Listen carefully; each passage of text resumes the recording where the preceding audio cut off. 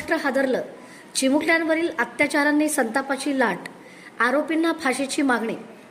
महाराष्ट्रात गेल्या काही दिवसात घडलेला लहान बालकांवरील अत्याचार आणि खुनांच्या घटनांनी संपूर्ण राज्य हादरून गेलं आहे. नसरापूरमधील चिमुकल्या मुलींवर अत्याचार व निर्घृण खून, म्हाळुंगे चाकण येथे लहान मुलावर झालेल्या अनैसर्गिक अत्याचार आणि हत्या, तसेच बीड आणि पुण्यात नात्यातील व्यक्तीकडून झालेल्या अमानुष कृत्यांमुळे समाजमन सुन्न झालं आहे. या घटनांमुळे महिलांमध्ये, पालकांमध्ये आणि नागरिकांमध्ये भीती आणि संतापाचे वातावरण निर्माण झाले आहे. आरोपींना तात्काळ कठोरात कठोर शिक्षा द्यावी अशी जनतेची जोरदार मागणी होत आहे. याच पार्श्वभूमीवर सावित्री महिला संघटनेच्या वतीने प्रशासनाला निवेदन देत महिला व बालकांच्या सुरक्षेसाठी तातडीने ठोस उपाययोजना करण्याची मागणी करण्यात आली आहे. मुलींच्या सुरक्षेसाठी विशेष दक्षता समिती स्थापन करून भविष्यात अशा विकृत प्रवृत्तींना आळा घालावा अशी मागणी संघटनेने केली आहे. मुली आणि बालक सुरक्षित नसतील तर समाज कधीच सुरक्षित राहू शकत नाही, असा संतप्त सवाल आता महाराष्ट्रातून उपस्थित होत आहे. मी ॲडव्होकेट सरिता मोकाशी, सावित्री महिला संघटनेची कार्यकारिणी सदस्य. आज आम्ही ज्या इथं मैत्रिणी आलेलो आहोत, महाराष्ट्रामध्ये महिलांच्यावरती, बालकांच्यावरती जे अत्याचार होत आहेत त्याचा अर्थ कायद्याची कुणाला भीतीच राहिलेली नाही आहे. तर आमची सावित्री महिला संघटनेतर्फे मागणी आहे सरकारला की हे जे काही चाललेलं आहे, 7 वर्षाची असू दे, 3 वर्षाची असू दे, मुलगा असू दे, मुलगी असू दे, बालिकांच्यावरती, महिलांच्यावरती जे अन्याय अत्याचार होतात त्यांना कायद्याची भीती नाही आहे, ह्याचा स्पष्ट अर्थ आहे.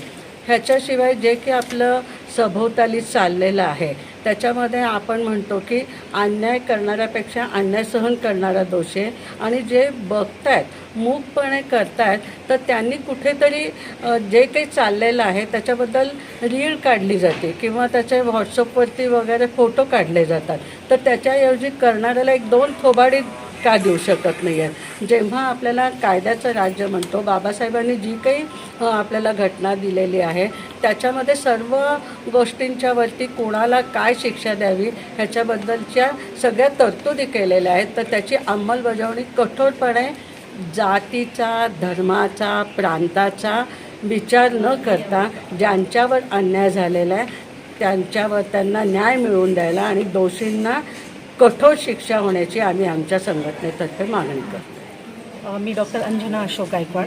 आम्ही आज सावित्री महिला संघटनेच्या वतीनं माननीय जिल्हाधिकारी साहेबांना निवेदन देण्यासाठी आलेलो आहोत की 1 मे ते 8 मे या दरम्यान महाराष्ट्रामध्ये ज्या काही घटना घडलेल्या आहेत त्या खरोखरच अतिशय आम्हाला एक महिला म्हणून यातना देणाऱ्या आहेत. आणि म्हणून सर्वप्रथम आम्ही या गोष्टींचा, या घटनांचा निषेध करतो.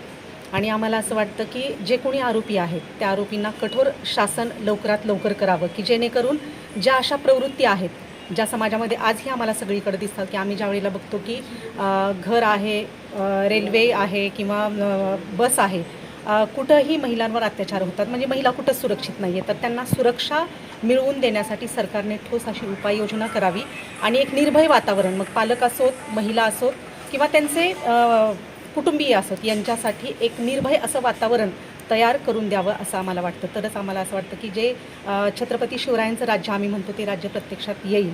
आणि या घटनेचा निषेध करून पुन्हा एकदा त्यांना कठोर शासन करावं असं आम्ही मागणी करत आहोत.